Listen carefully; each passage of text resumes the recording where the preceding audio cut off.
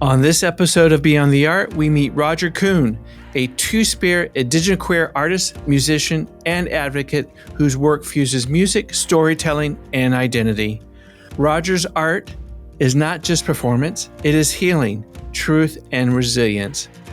From his songs to his activism, he challenged stereotypes and celebrates authenticity. We are proud to bring you this conversation made possible through the generous support of the Museum of Indian Arts and Crafts, who share our commitment to uplifting Indigenous voices. This is Beyond the Art with Roger Kuhn.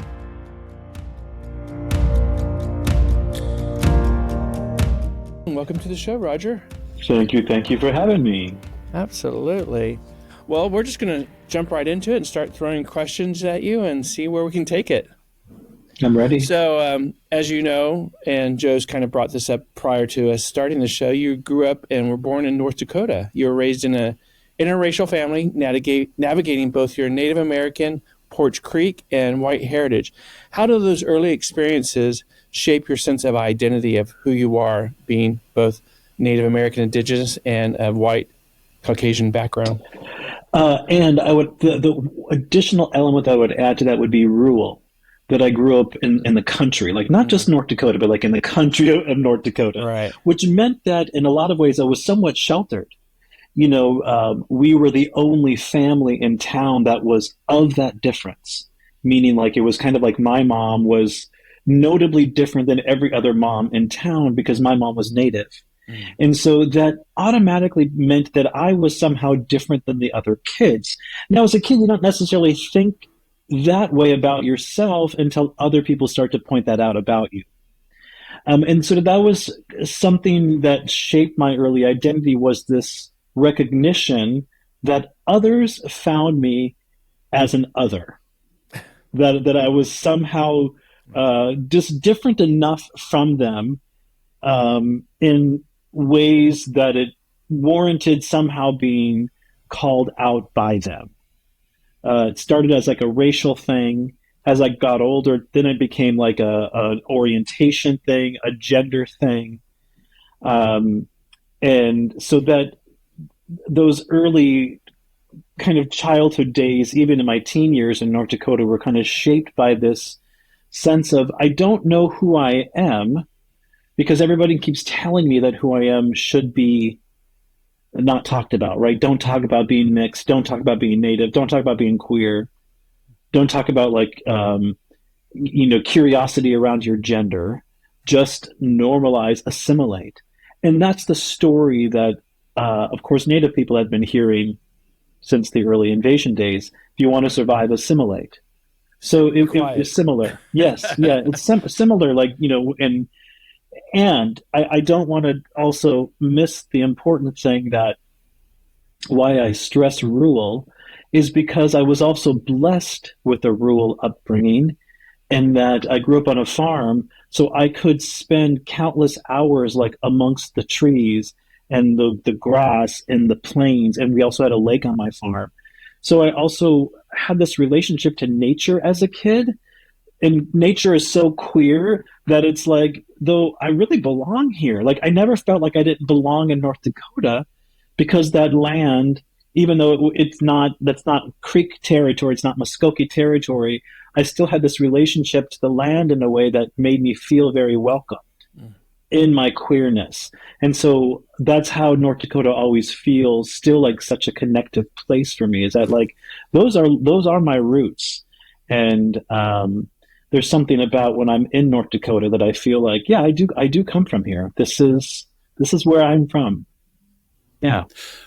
I'm about to jump out of my chair because you've just described my upbringing too. I grew up in country. Rural is how you've explained that is so spot on. So thank you for articulating it like that. That's amazing. So yeah, looking back, how has all of that experience influenced the work that you do now? I think a lot of my own life was about understanding what it meant to heal, or what it means to be healing, right? I think it's an active process. And so growing up in the sort of way that I did in North Dakota, feeling very othered, meant that a part of me felt, or parts rather, parts of me felt very abandoned by the world, right? So I had to heal those parts of myself. And that's certainly what I've discovered about claiming my identity. That has been very healing for me, is to say that, like, well, yeah, to someone else, I may be this mixed, queer, native white person, though that is just who I am. I don't know it in the ways in which I must define it for others, right? I know it as just my own identity, and that's been very healing for me to sort of understand how all of those things, where I was raised, how I was raised, who my parents are, the decades I was raised in, the music I was listening to, all of this culture, how it shaped and influenced who I am today. That's been very healing for me. And to be able to share that message with other people, whether it be through my work in mental health, or my work as a musician or as an artist or someone that is in the healing realm, I find that very, to me, to be like one of those circular moments in life where I can say that those early days, rambling through the prairie and the trees, really encouraged me to recognize how powerful it can be to heal who you are so that you can heal others. That's what I think I've been trying to do most of my life. Well, you're a man of a multitude of talents, and you're a musician, a two-spirit advocacy intertwined with therapy, art, and dance. Tell us a little bit more about the therapy component. Your belief that pleasure heals is such a powerful statement. Can you talk about what that means to you and how it plays a role in your work? Yeah, I think the therapy piece is something I've always wanted to do.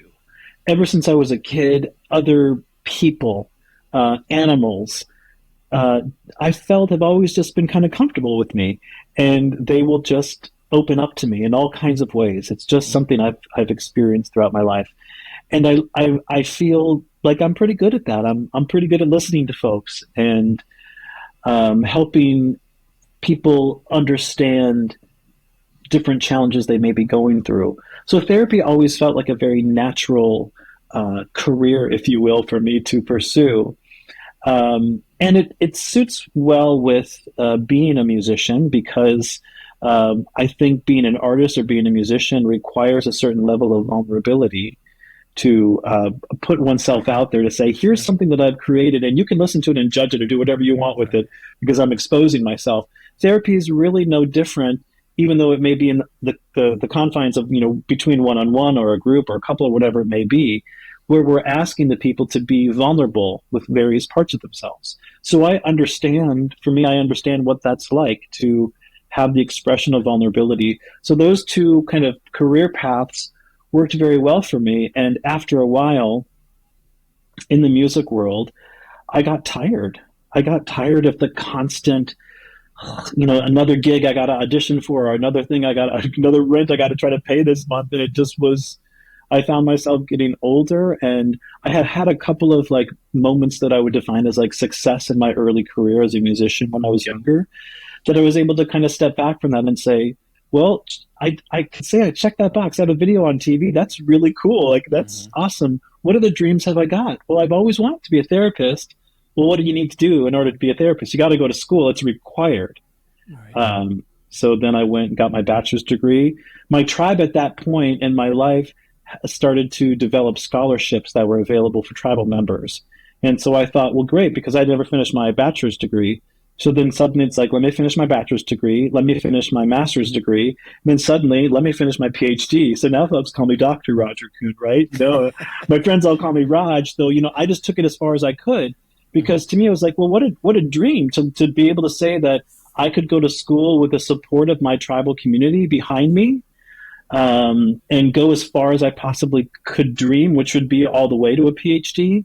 And that's what I did. And it's really helped me a lot in terms of that career, because there's a way in which those letters after my name have given me a lot of access to rooms and people and spaces that maybe I would not have been offered beforehand.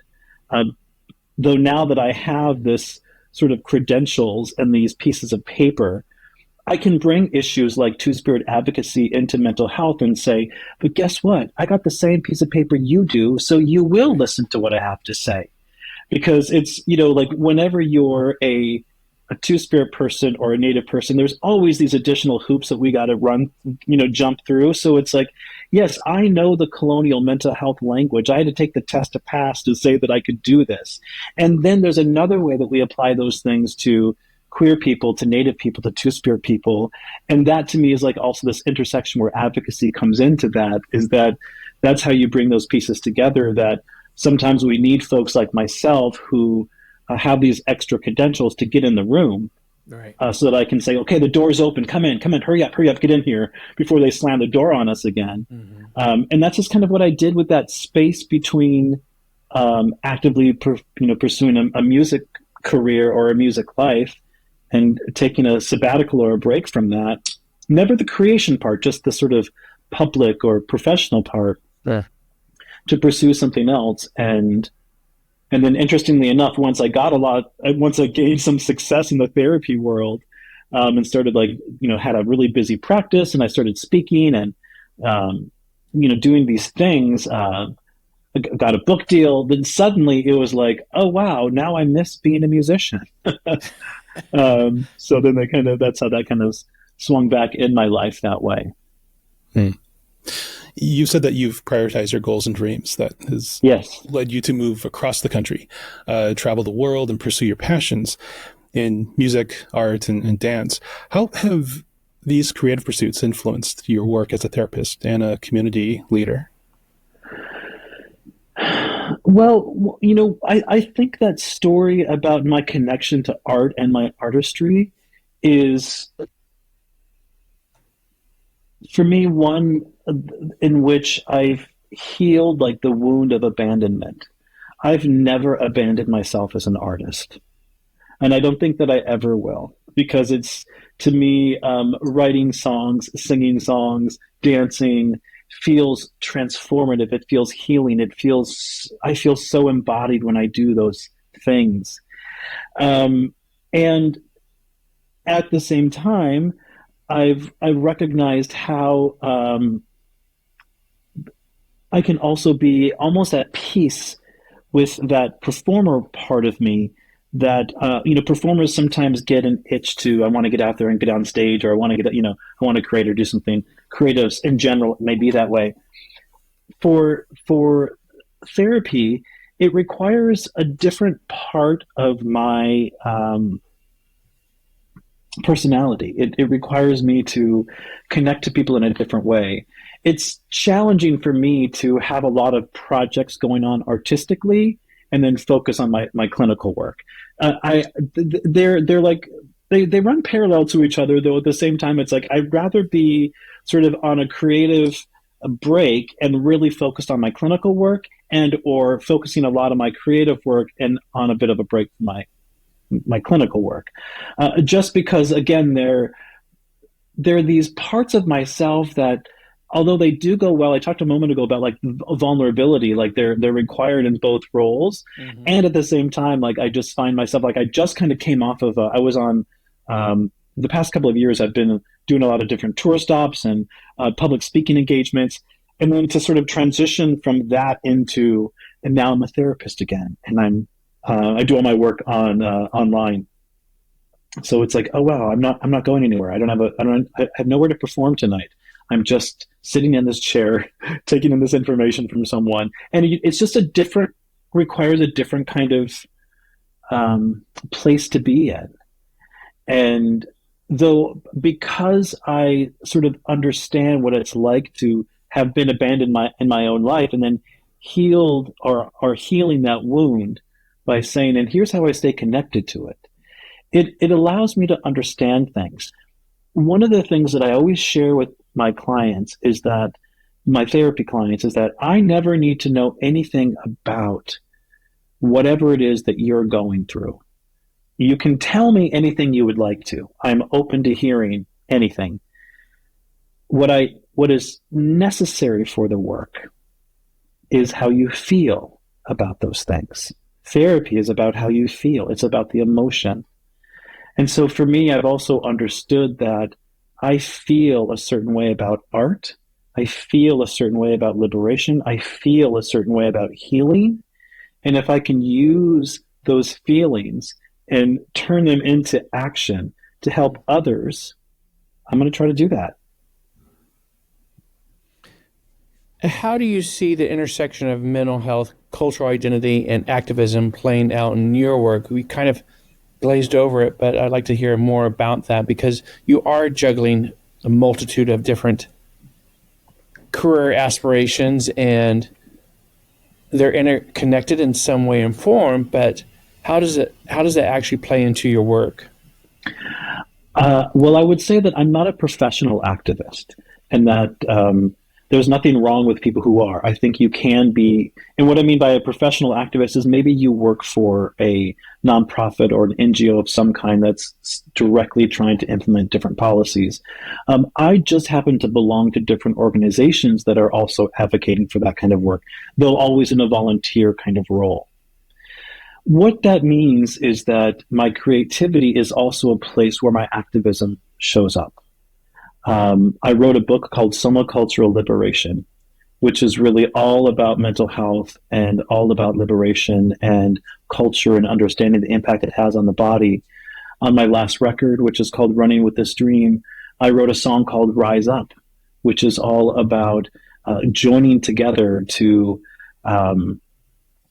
fight the atrocities and the wrongs that are happening in the world. You know, how timely that song came out this past year.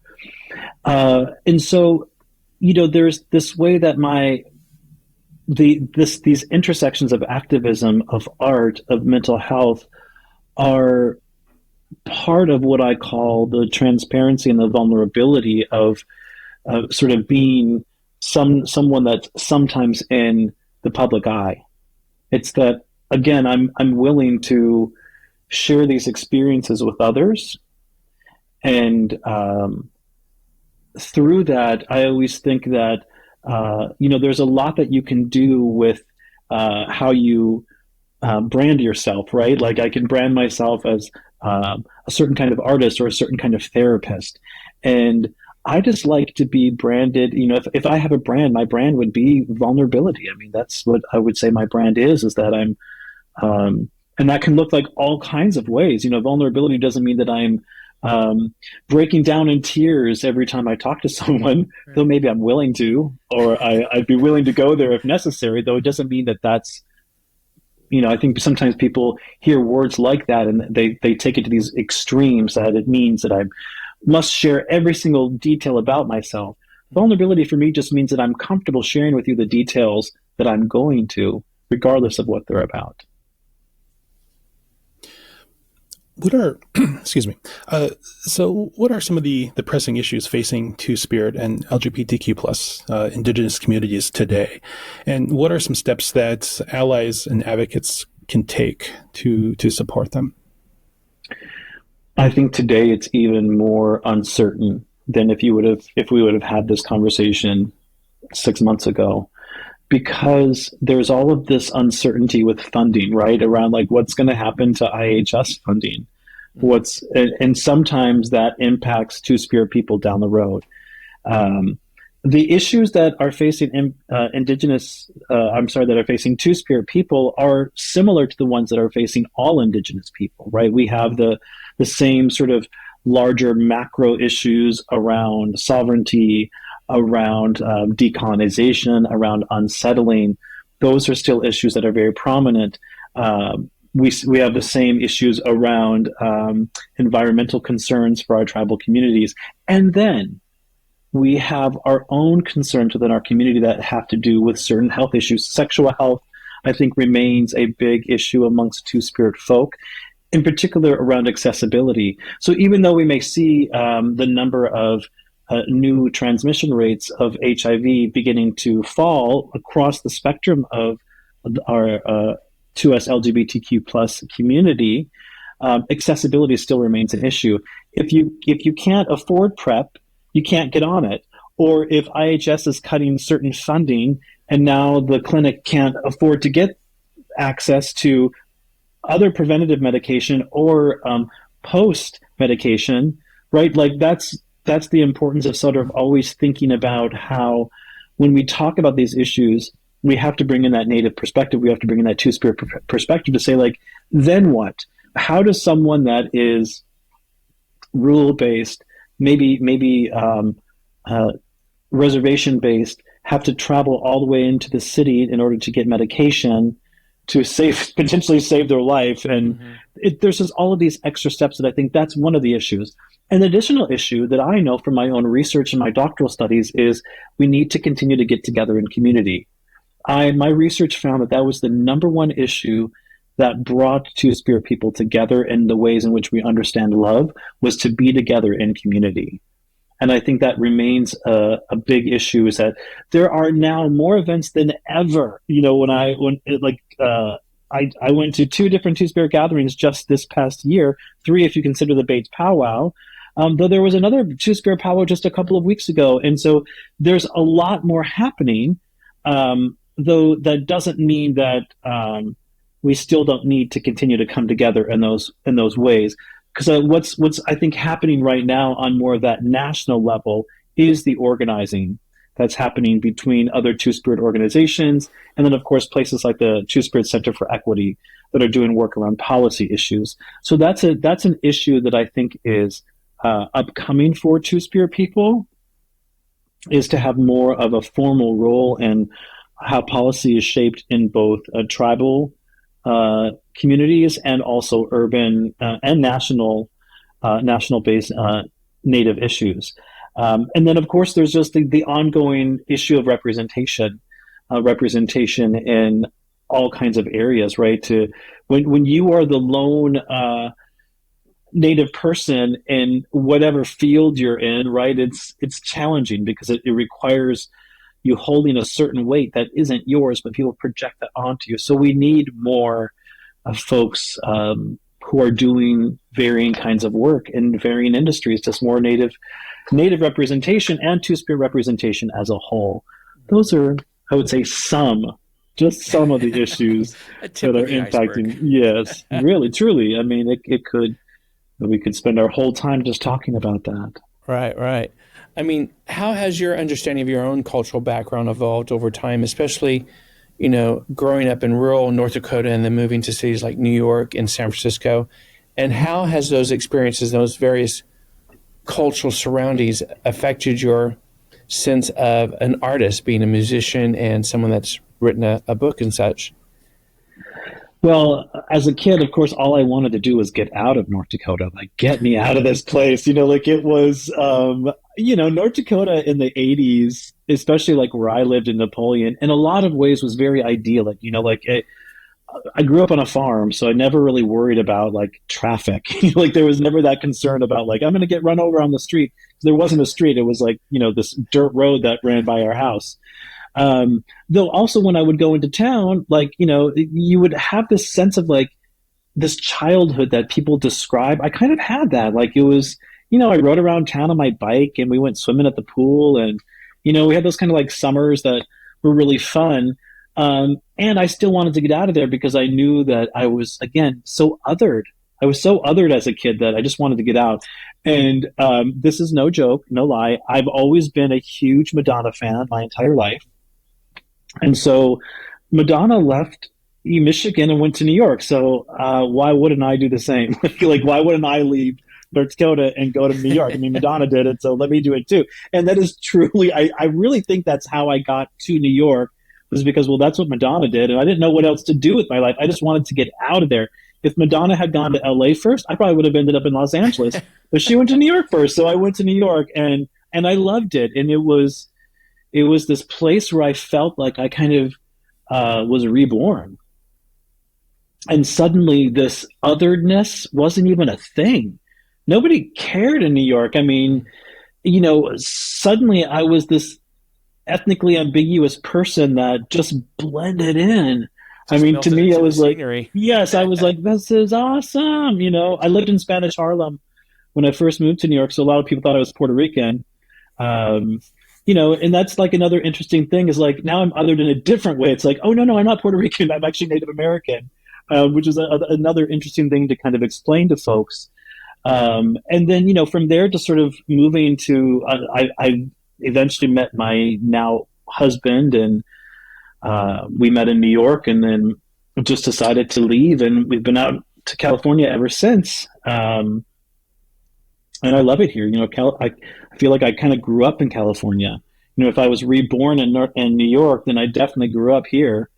Um, and California is great. I mean, it's a really wonderful place where I sort of feel like I had a different kind of awakening. New York was a very part of my early creative cycle in my life, and California was much more the sort of groundedness where I finished my degrees and got my license and got my certification to be a sex therapist. And so they feel different to me in a lot of ways. Though I think I'm at that point now in my life of what does that space of integration really look like. You faced racism and homophobia firsthand, and even as recent as 2020. And despite that, you've remained grounded in self-worth and love. What has helped you stay resilient through those experiences? I think one of the things I love about my mother and her family is they're storytellers. And there are stories that I know from my childhood about my ancestors and about my immediate family overcoming adversity. And I think about that a lot. I really do. I really think about how I was raised with these stories about people who were faced with what feels like unsurmountable issues in their life, and they made it through. And if I come from that, well, then I can do that. Mm-hmm. And I've just always believed that. I've always believed that. Now, that's not to say that it did not also come from a line of white people who may have had similar stories. And I always want to make it very clear to folks that, part of the reason why, as a mixed race person, why I always sort of gear Native, one is because that's how I was raised. That's just like my mama raised me that way. My mom is a Native woman and always just kind of raised me as this Native baby. And I also have a very complicated relationship with my father. So it's like I don't really identify with that. So that's not to say that there weren't stories on my father's family as well, because that's also true. And I do love a lot of my father's family, just because my direct relationship with my father was so complicated. I just more identify with the stories that my mom shared with me as a kid. Those are the ones that I know directly.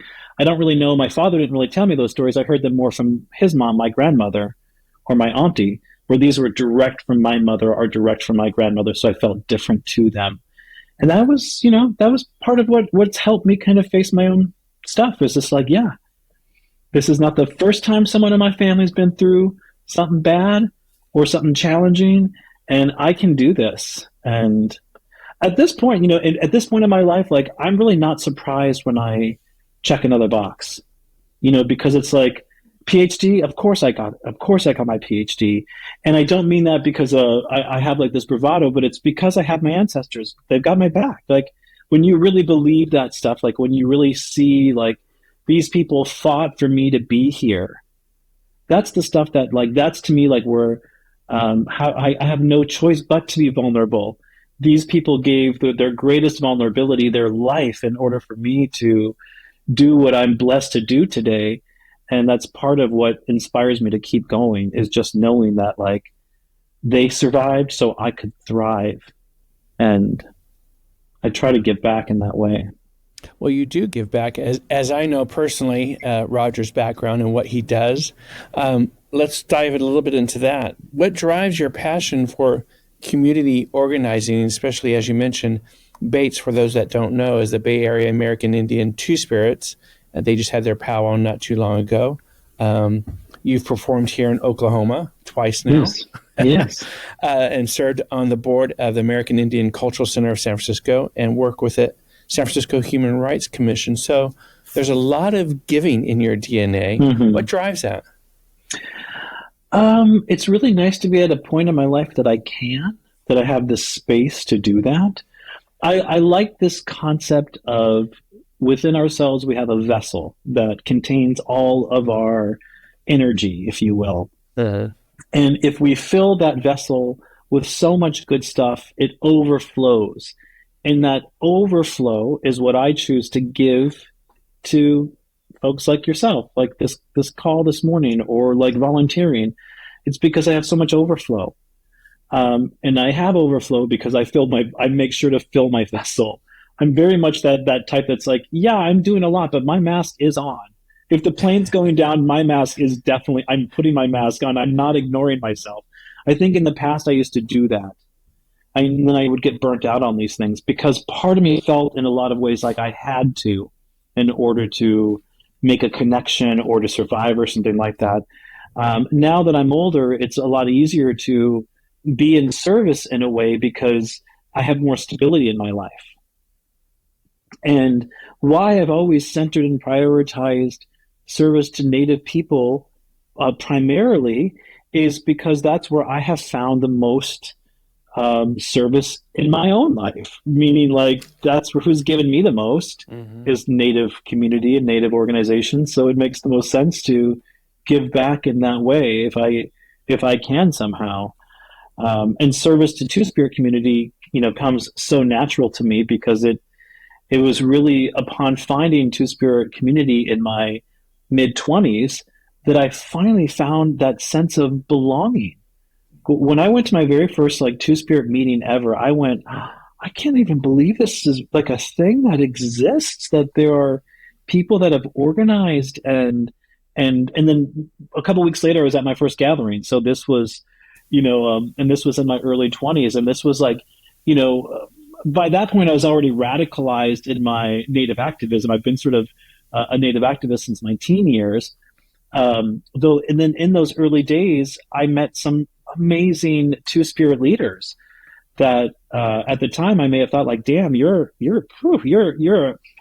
going for it. And now as an adult, I can look back and go wow, I'm really glad you were going for it back then because you paved that way for a lot of us like myself. You made it easier for someone like myself to come in and do the work that I'm doing.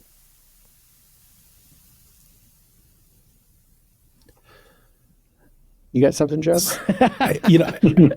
My questions are out. I don't have mine too. Yeah. Well, we do have some quick fire round questions. A set of those. Craig, did you want to jump into those? Sure. What's one place you've traveled that changed your perspective? The first thing that pops to mind is Bali. And really the thing that I would say changed my perspective is it really has to do with illusion, that behind a gated fence things look really, really great, and then once you're out onto the street the reality of life sets in. And Bali was this perfect place for me to kind of sit with that, because there was something about sometimes when you travel as someone that uses American dollars, you can have these really cool vacations because it's wow, our dollar is really strong. And then you realize wow, this community really needs their income is based on tourism in this way. And so it was just very kind of opening for me in that regard, just in terms of an aha capitalism kind of moment. That's what comes to mind. Yeah. Should we yeah. Well, I have another question. I want to go back to the Two-Spirit because a lot of listeners probably they've heard the term and probably don't know how or what it means. But you identify as a Two-Spirit and gay, and your journey has included both moments of self-empowerment and painful experiences of discrimination as Joe asked previously. For those who may not be familiar, how would you describe the significance of the Two-Spirit identity within Native cultures, especially since now that word is thrown around? I'd like to get your perspective on that. Sure. Well,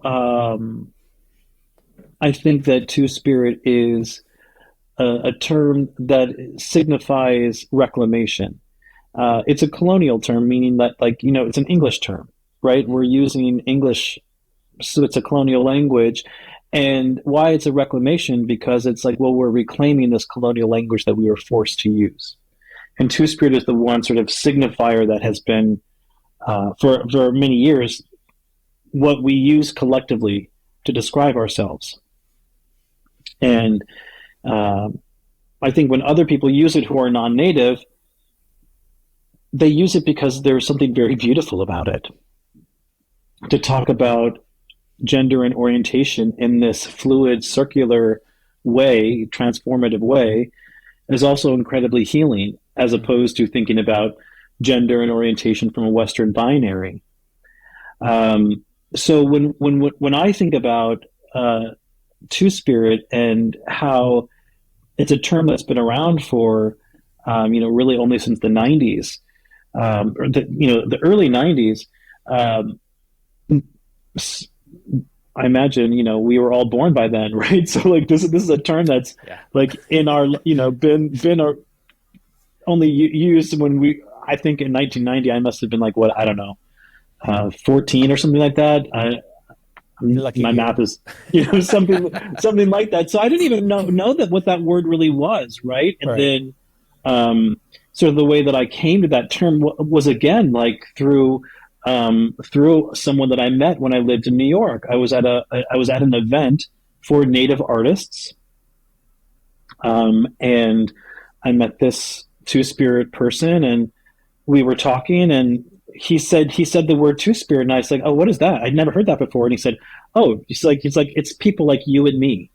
And I was like, immediately I knew what he meant, but it wasn't like a gay thing. It was like oh, this is different. This is like, there's something you and me, because like, if you're talking about me, like, then you got to be talking about the spiritual. You got to be talking about the sensual. You've got to be talking about the native and the creative and the, like, that's what, to me, like, Two-Spirit means all of those things. It's this incorporation of all of these varying parts of myself that align with my gender and my orientation. And then when I went to that first meeting, I was like, yeah, this is the crew of people that I want to familiarize myself with. And I can say that over the years that I've been going to Two-Spirit gatherings, like some of these folks that I know that you also know, Cray, like Landa,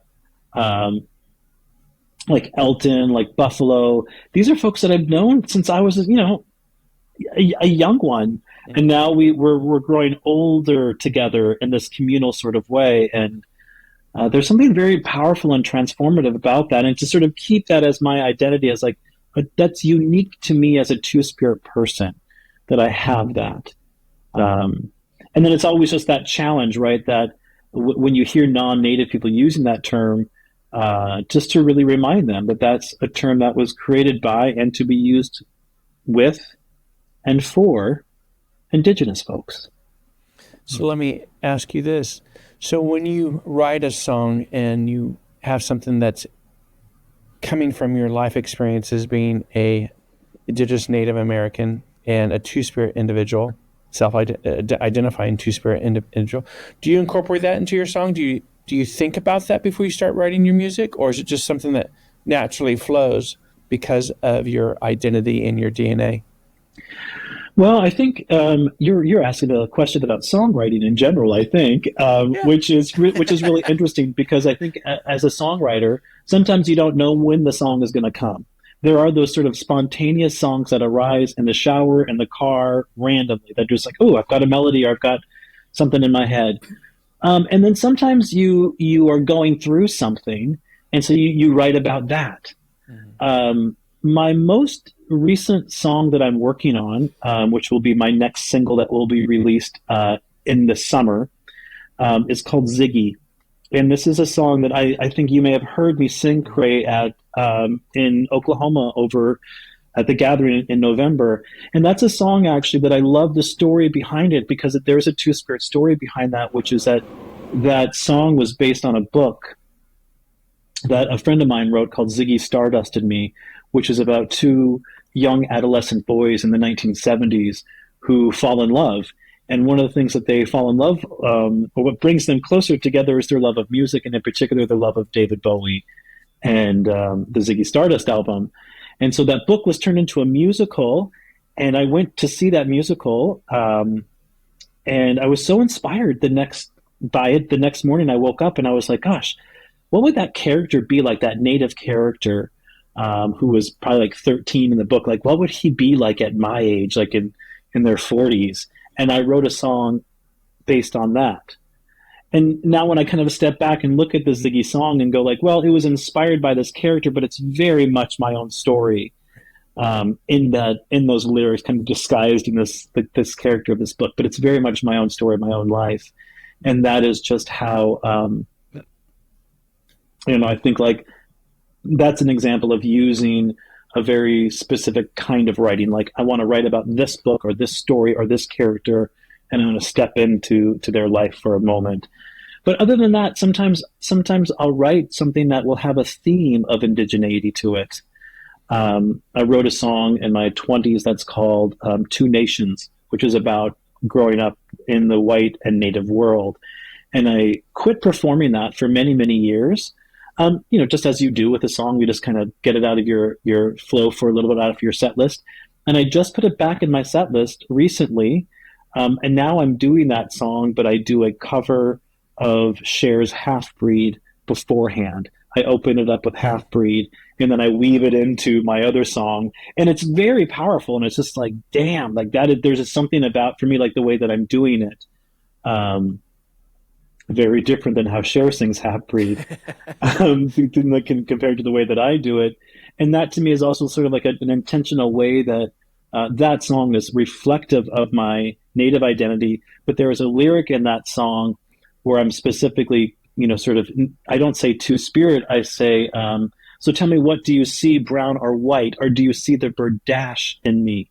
Now, if you know the word berdache, that's a pejorative term that was used before two-spirit came along.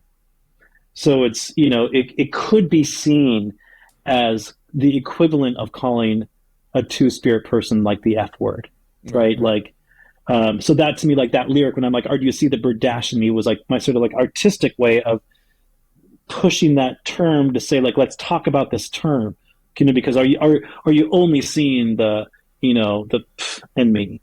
Right. Which is still I would say to Joe, I did not answer, this question when you asked me earlier, but what's a challenge for two-spirit people that still remains? Homophobia in our communities.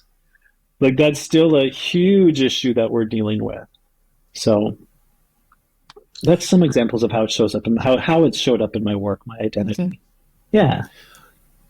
In those instances and some of these other more common struggles, excuse me, how do you help those individuals move forward in their healing when they bring these issues up? I like to have an understanding of the root as much as we possibly can. Where does this come from? Is this yours? Does this belong to you? Oftentimes we're holding things, carrying things that aren't ours. Your family may have believed that. Does Joe believe that? Does Cray believe that? Does Raj believe that? I don't, actually. So what am I carrying it for?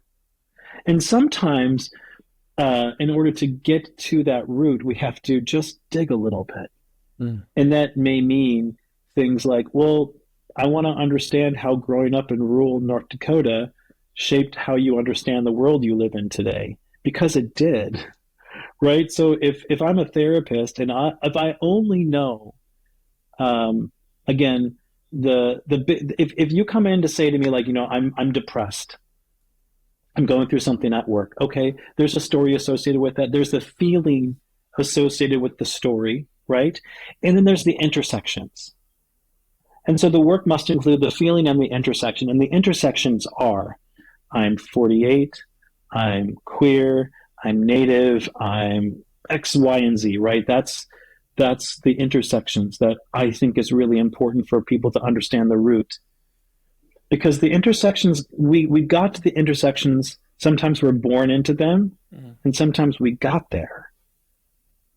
So when we can sort of pick up those threads, and what I love about sort of bringing native epistemologies into the therapeutic or the mental health world is like you can talk about things like weaving, like when our stories are woven into baskets.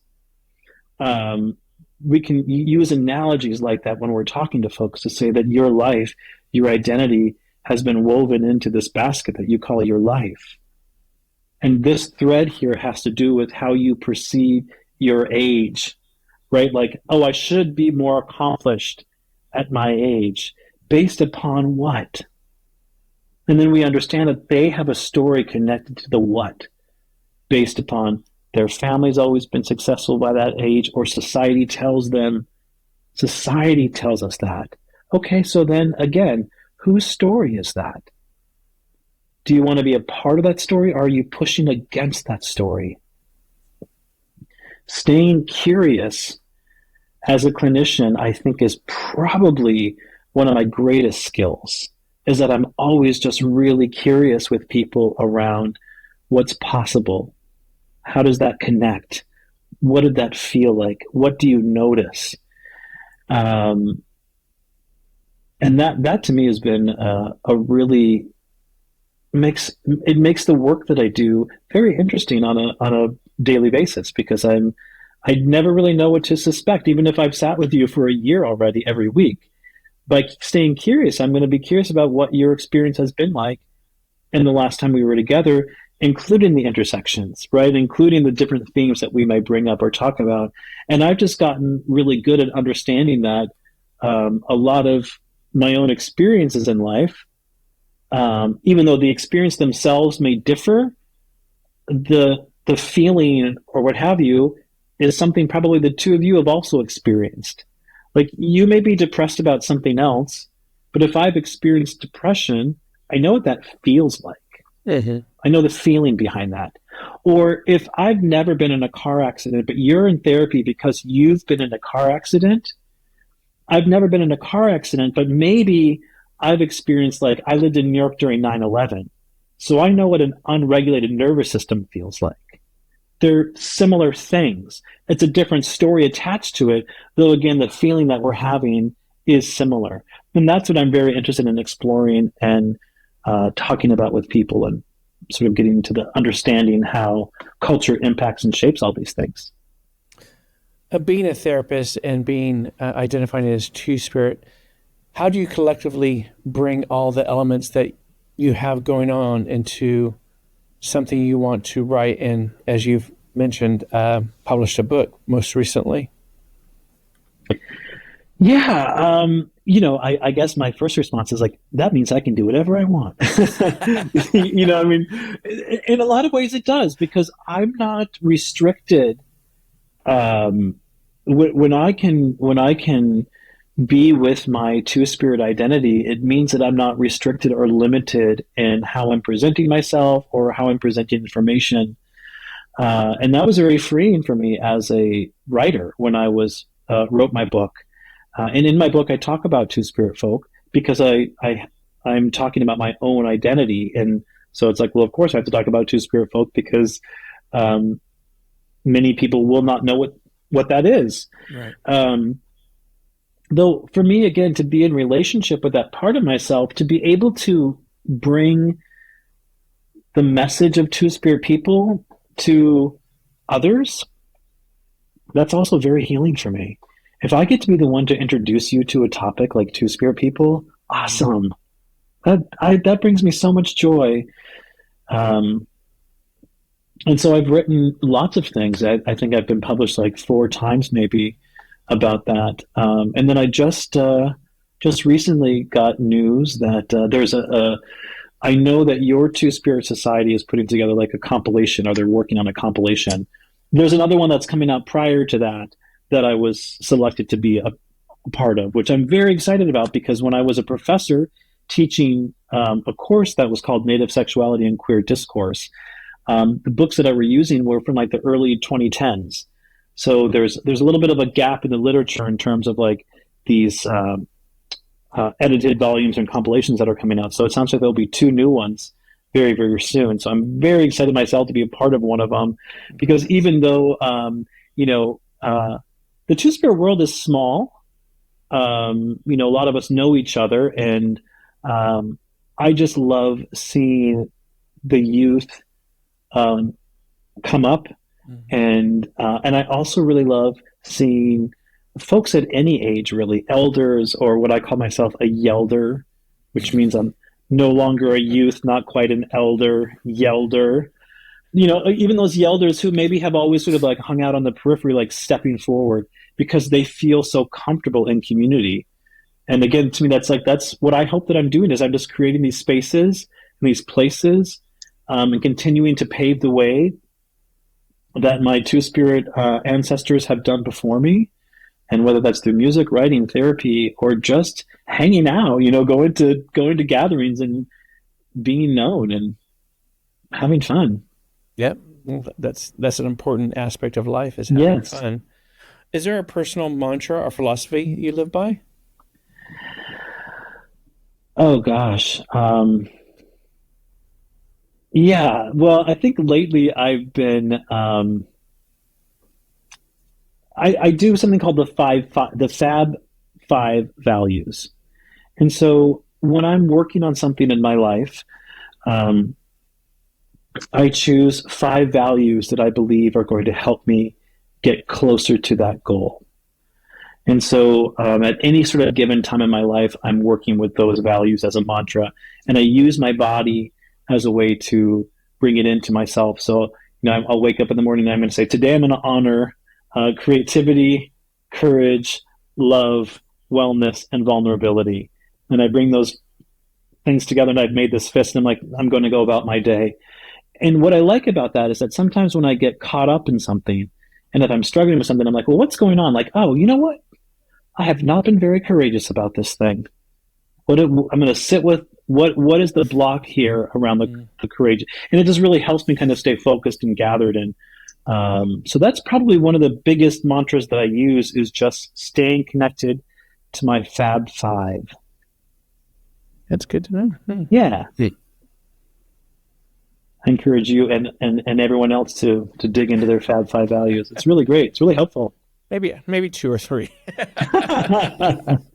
Well, there's this really great author that I love named Brene Brown that you all may be familiar with, and Brene only says use 1.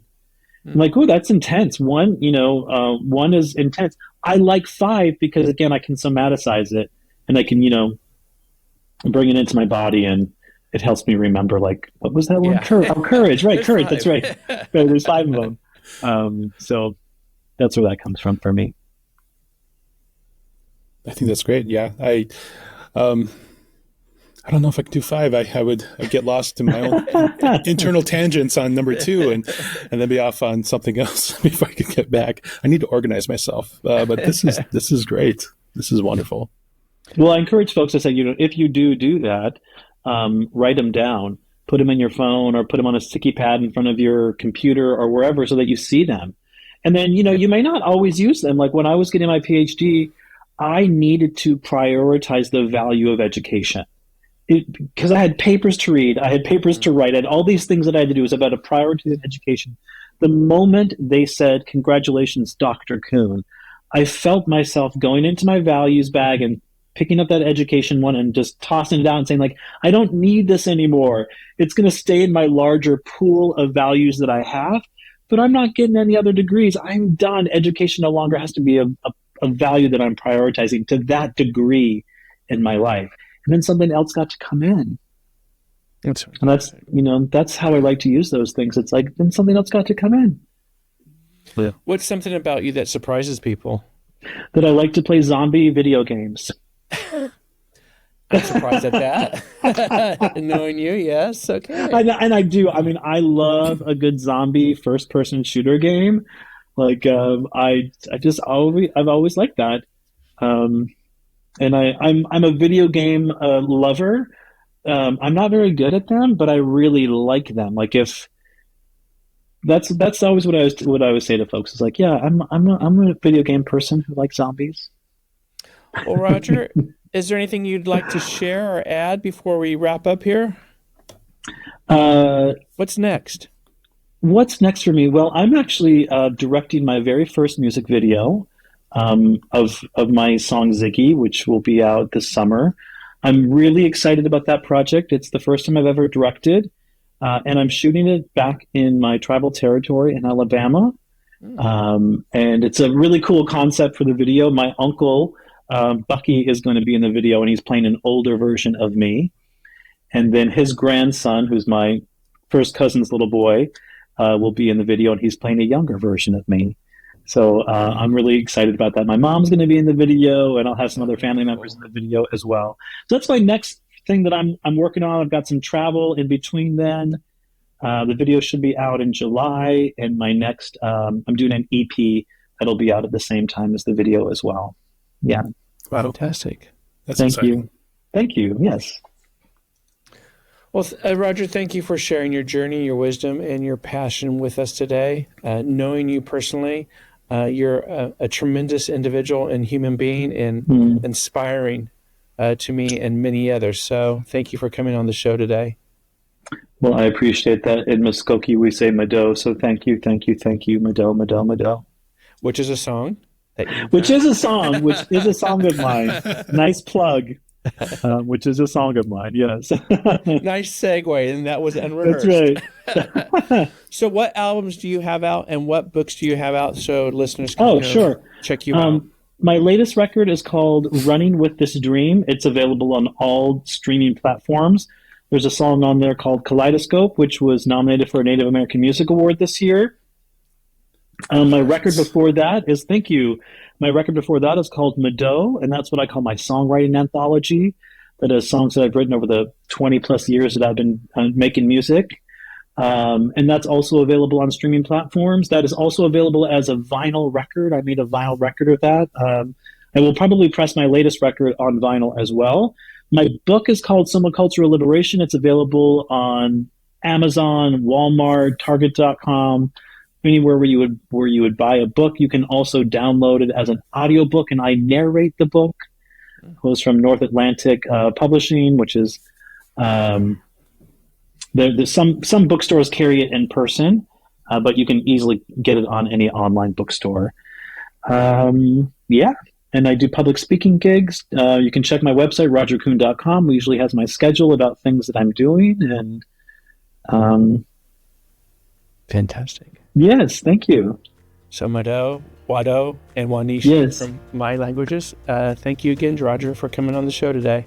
So appreciate you. Thank you so much. Thank you.